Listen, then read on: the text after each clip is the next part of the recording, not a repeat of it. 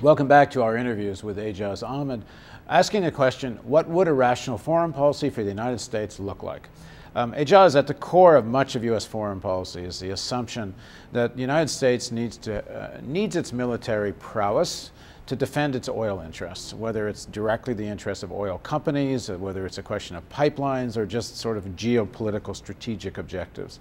What would a rational policy on oil be?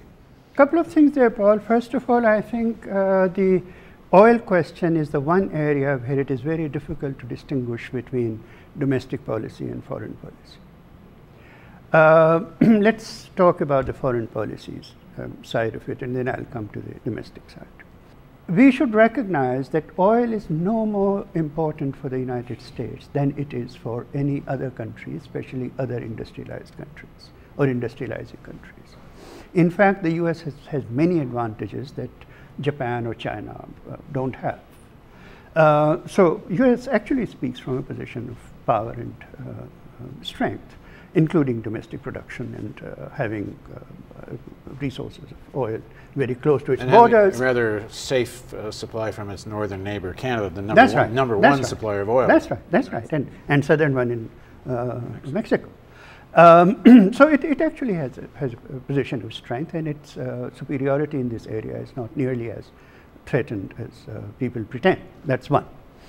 Secondly, same thing applies here, that you have to think of a foreign policy that obtains these objectives peacefully. Just as China or Japan or India are obtaining their needs of hydrocarbons peacefully by going to any country, anywhere in the world that they can through essentially market forces. That's what you need to do. You also have to recognize that those who produce oil and gas have one strategic interest only, which is to sell it.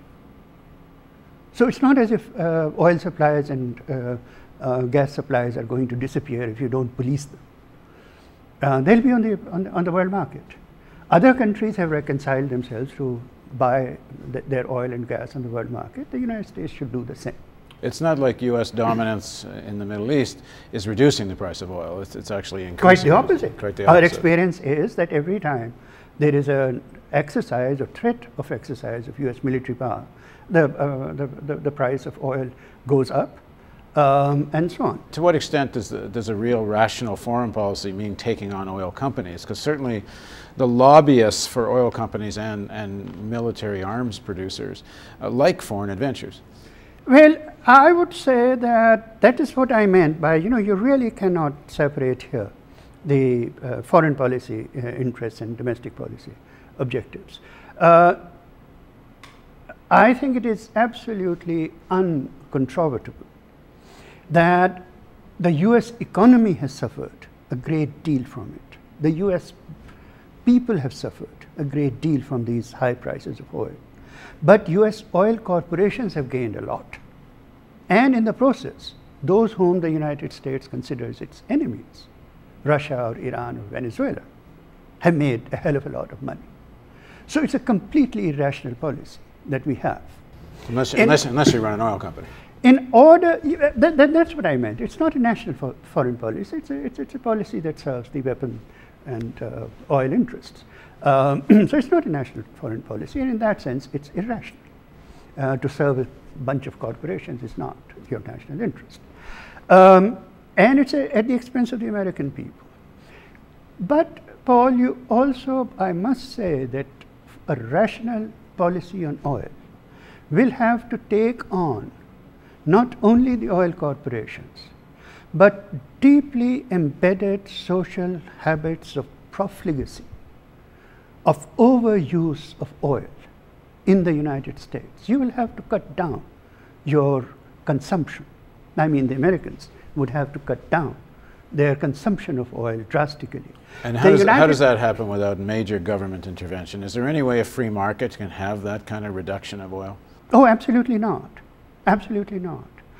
You have to reconstruct a very different kind of state which actually acts in the interest of the country as a whole, and a country only means its people. which means that it has to act against those corporate interests.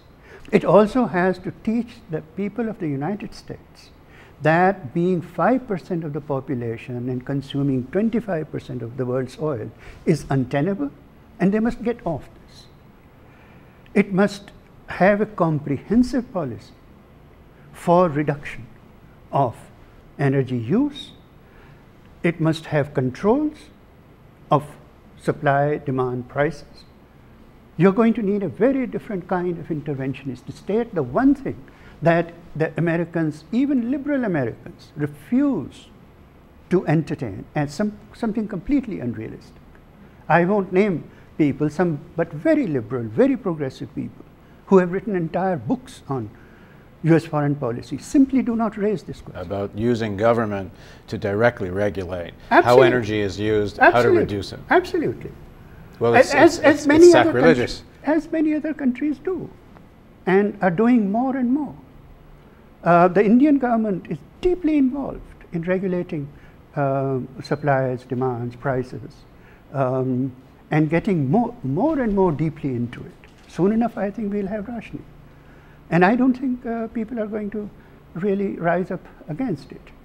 But you see, the oil is tied up with national security, according to the current foreign policy. National security leads to militarization of your foreign policy, which leads to enormous expenditures on the military, which means that expenditures are withheld from physical infrastructure. American cities are the most decaying cities in the Western world. It is withheld from health insurance. It is withheld from education. It is withheld from building and sustaining home ownership in the United States.